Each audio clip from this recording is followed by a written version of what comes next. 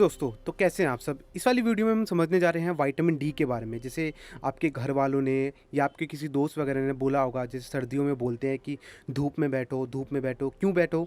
ताकि हमें vitamin D मिल सके। कैसे हमें धूप के वजह से विटामिन डी मिल पाता है हमारी बॉडी में, इसके पीछे का साइंस क्या है, तो उसके बारे में आज हम डिस्कस करेंगे। ठीक है, मतलब आज हम डिस्कस करने जा रहे हैं कि how we obtain vitamin D from sunlight, तो उसके बारे में आज हम डिस्कस करेंगे। ठीक है, तो सनलाइट, अब जो सन है, सन में काफ़ी सारी रेज होती हैं। सनलाइट हमें कहाँ से मिल रही है? हमें सन से। उन्हीं रेज में से एक रे है जिसको हम बोलते हैं यूवीबी रेज, मतलब अल्ट्रा वायलेट बी रेज। हमारी बॉडी में कोलेस्ट्रॉल पाया जाता है, हम सभी को पता है। ठीक है, वो जो कोलेस्ट्रॉल है वो बैड भी होता है, वो हमारे लिए गुड भी होता है। ठीक है, वो दोनों होता है हमारे लिए। ये हमारे स्किन में भी पाए जाते हैं, ये हमारे स्किन में स्मॉल स्मॉल डिपॉजिट में पाए जाते हैं, क्योंकि जो कोलेस्ट्रॉल है इसका बहुत बड़ा रोल है विटामिन डी के सिंथेसिस में। ठीक है, कैसे रोल है अब मैं आपको बताता हूँ। जैसे आपको ये चार्ट दिख रहा होगा सामने, सनलाइट, सन से जो रेज आई उस रेज को हमने क्या बोला? UVB rays, ultraviolet B rays. ठीक है, ये रे क्या करेगा? हमारे स्किन पे आएगा, सबसे पहले हमारे स्किन पे लगेगा। ठीक है, जो भी लाइट होती है हमारे स्किन पे लगती है सबसे पहले।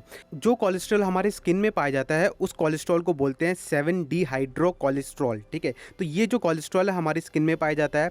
अब ये जो कोलेस्ट्रॉल है 7 डिहाइड्रो कोलेस्ट्रॉल, ये कोलेस्ट्रॉल और यूवीबी रेज, इन दोनों का रिएक्शन होता है और इन दोनों के रिएक्शन की वजह से विटामिन डी का प्रोडक्शन होता है। ठीक है, तो बहुत सिंपल है। सन से रेज आई यूवीबी रेज, जिसको हमने बोला अल्ट्रा वायलेट बी रेज, ये रेज आएगी हमारे स्किन पे लगेगी और स्किन में हमें पता है क्या है? कोलेस्ट्रॉल। कौन सा कोलेस्ट्रॉल? 7 डिहाइड्रो कोलेस्ट्रॉल और यूवीबी रेज एक दूसरे में रिएक्ट करेंगे तो क्या प्रोडक्शन होगा? विटामिन डी का प्रोडक्शन होगा। बहुत सिंपल है ये। अब यहाँ पे जो विटामिन डी का प्रोडक्शन हुआ, इसके हम थोड़े से डीप में जाएंगे कि कैसे कैसे हो रहा है ये, कौन कौन बॉडी का पार्ट इसमें हमारा लग रहा है विटामिन डी के प्रोडक्शन के लिए। ठीक है, और जो हम एक्सटर्नल, जैसे आपने देखा होगा कुछ ऐसे हम विटामिन डी सप्लीमेंट भी लेते हैं, तो क्या वो विटामिन डी सप्लीमेंट एकदम एक्यूरेट होता है जो हमारी बॉडी में प्रोड्यूस होता है? उसके बारे में भी हम देखते हैं। ठीक है, आपके सामने ये चार्ट होगा। ठीक है, एक्सटर्नल और इंटरनल। यहाँ पे एक्सटर्नल और इंटरनल है क्या वैसे? ठीक है, एक्सटर्नल है जो विटामिन डी हम बाहर से ले रहे हैं, हमने उसको बोला एक्सटर्नल, जैसे कि फूड के थ्रू, सप्लीमेंट के थ्रू, फिश हो गया, हमें उससे विटामिन डी मिलता है। सप्लीमेंट जैसे हम विटामिन डी की गोलियां लेते हैं। ठीक है, और इंटरनल मतलब जैसे जो सनलाइट से हमारी बॉडी में, विटामिन डी बन रहा है, उसको हमने इंटरनल बोला है। ठीक है, तो यहाँ पे सबसे पहले क्या हो रहा है? यहाँ पे 7 डिहाइड्रो कोलेस्ट्रॉल, जो कोलेस्ट्रॉल हमारी स्किन में पाया जाता है उसको हम बोलते हैं 7 डिहाइड्रो कोलेस्ट्रॉल। 7 डिहाइड्रो कोलेस्ट्रॉल और जो यूवीबी रेज है, दोनों रिएक्ट करके क्या बनाती है? विटामिन डी बनाती है। और विटामिन डी का कौन सा पार्ट बना रही है? विटामिन D3 बना रही है। इसको हम बोलते हैं कॉलिक कैल्सिफेरॉल भी बोलते हैं। ठीक है, जो विटामिन डी हम फूड के थ्रू और सप्लीमेंट के थ्रू लेते हैं, वो किस विटामिन डी के फॉर्म में होता है? वो होता है हमारा कॉलिक कैल्सिफेरॉल। आप इसमें कंफ्यूज नहीं होना, ये सभी विटामिन डी के ही फॉर्म है, ये आगे जाकर डेवलप हो रहे हैं और भी ज्यादा। ठीक है, यहाँ पे तो फूड और सप्लीमेंट के थ्रू भी हमें कॉलिक कैल्सिफेरॉल ही मिलता है। अपनी बॉडी में भी हम कोलेस्ट्रॉल और यूवीबी रेज से रिएक्ट करके कॉलिक कैल्सिफेरॉल बनाते हैं। ठीक है, अब ये जो कॉलिक कैल्सिफेरॉल है ये हमारे ब्लड के थ्रू लिवर में जाता है।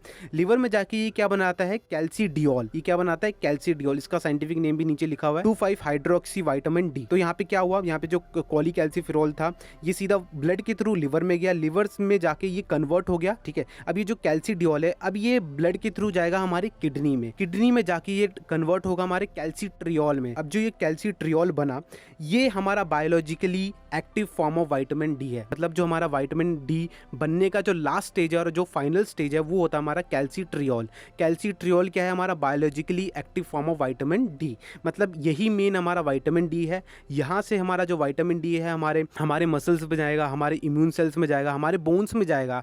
ठीक है, तो ये जो क्या है पूरा एक प्रोसेस है। मैंने आपको बहुत डीप में भी बता दिया कि कैसे कैसे बनता है, कहाँ कहाँ जाता है।